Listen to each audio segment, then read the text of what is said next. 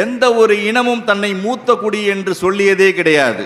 ஆனால் ஒரே ஒரு இனம் மட்டும்தான் இந்த உலகத்தில் தன்னை மூத்த குடி என்று சொல்லிக் கொண்டிருக்கிறது. அவர்கள்தான் அந்த தமிழ் குடி. கல் தோன்றி மண் தோன்றா காலத்தே வாளோடு முன் தோன்றிய மூத்த குடி என்ற ஒரு பெருமையை கொண்ட நாம் இதனால் வரை நாம் வரலாற்றை சொல்லி வந்தோம். ஆனால் வரலாற்றை இந்த உலகம் நம்புவதற்கு தயாராயில்லை.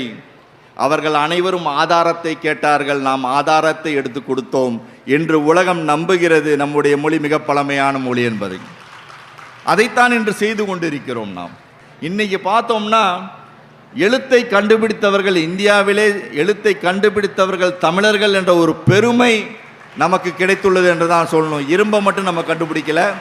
இரும்பு கண்டுபிடிச்சனால தான் உலகத்திலே தொழில் புரட்சி ஏற்பட்டது.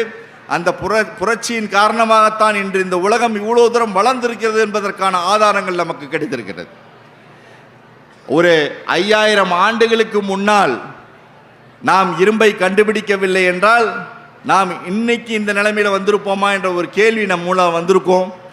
அந்த ஒரு 5000 ஆண்டுகளுக்கு முன்னால் தமிழர்கள் தான் இரும்பை கண்டுபிடித்தார்கள் என்பது என்று தொல்லியல் நிரூபித்துள்ளது. அதுவும் சயின்டிஃபிக் டேட்னு சொல்லுவோம். அறிவியல் ரீதியான காலக்கணிப்பின் மூலம் இந்த செயல் நடந்துள்ளது. அதை நினைக்கும் பொழுது மிகவும் மகிழ்ச்சியாக இருக்கிறது. ஏனென்றால் அறிவியலை நம்பித்தான் நாம் வரலாற்றை எழுத வேண்டும். இன்னைக்கு கூட நம்ம சண்டை போட்டுட்ருக்கோம். நம்ம பழமைன்னு சொன்னால் நம்மகிட்ட நிறைய பேர் வந்து சண்டைக்கு வர்றாங்க. நம்முடைய மொழி பழமையான